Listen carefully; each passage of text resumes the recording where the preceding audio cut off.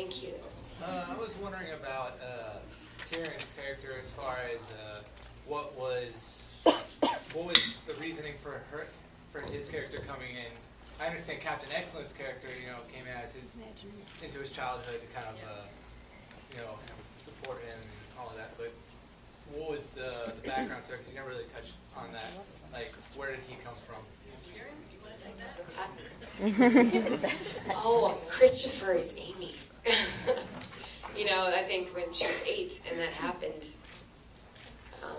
she needed, this should really be Michelle, but at least to me, I thought that it was more for her than for Richard. Hers was post-traumatic, I think, and not just, it came from loneliness, but hers was, that all of a sudden the person was missing that she had grown up with. So this was not a replacement, but an extension to me. That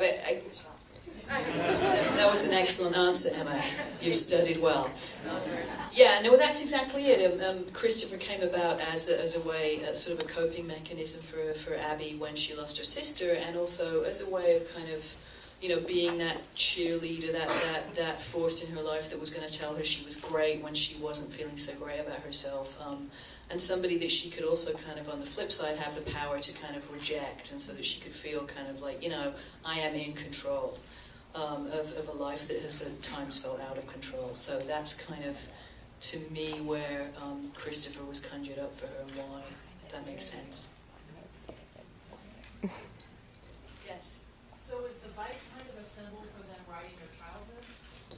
The question was, so was the bike a symbol for them kind of riding their childhood? Yeah. It was really a symbol of everything about Richard that is infantilized, that kind of childish part of him and of a lot of us that doesn't want to let go, and that, he recognizes perhaps that he does need to let go of. But yeah, so him embracing the freedom of being out in a quiet place by himself and being able to explore these childish impulses is represented in many things, but yes, absolutely in that stupid little orange bike, yes.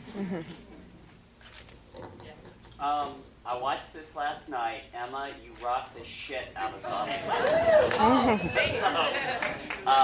So that said, so this was a really nice juxtaposition to that.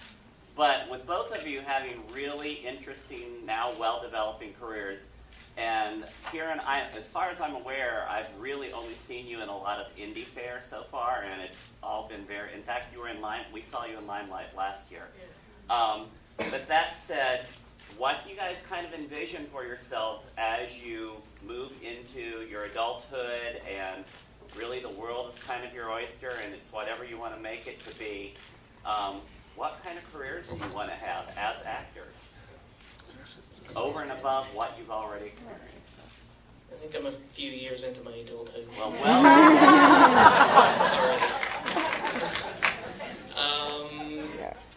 I don't really. The world is our oyster. It's good.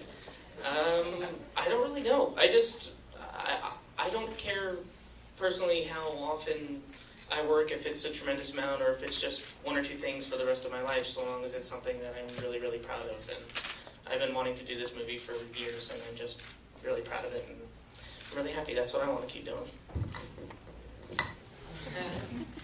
Oh boy. Great answer. Well, for me, this was my 5th movie, and this was, your 16th? Yeah, so I'm pretty far behind him. But this was, I can't even, it's insane how lucky I am to be a part of this. In terms of, a plan for a career, the world is our oyster. And the only goal I've ever had is to be on SNL, so I don't know. If that ever happens, then I'm good. I'm set. Otherwise, We'll start a Facebook. Yeah, for Betty White. It works for Betty White. I'm sure my name is just as recognizable as Betty White. That'll be great. No, but I'm just lucky to be in anything, so especially this. It was a great movie, and you were awesome. So, thank you.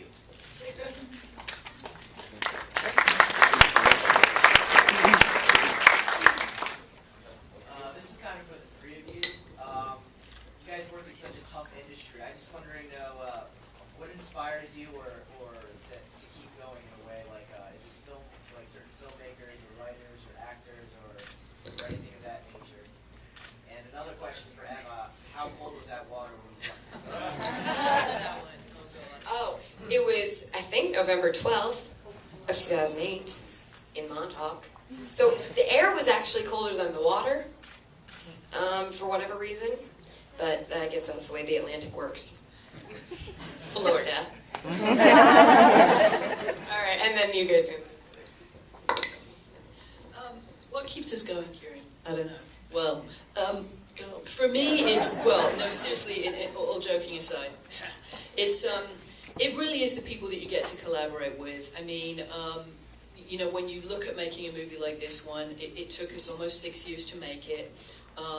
Many ups and downs. We lost money, we had money, we lost actors, we got actors. I mean, it's a ride in independent film, you know, and it's a roller coaster, and you better just decide to hang on and stay on it. And you know, I personally am inspired by, you know, just it sounds cheesy, but it's true. Just all the good work I see around me in independent film.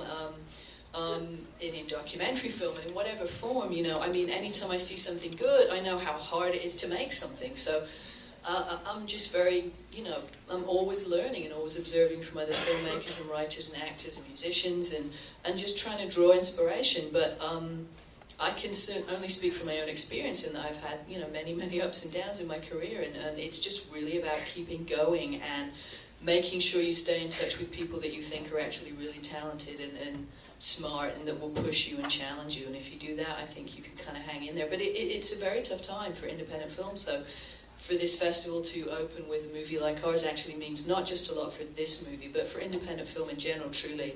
I mean, it's a really big boost, so, you know, just keep on keeping on. I mean, I don't know what to say. You certainly don't do it for the money, because that's a big mistake.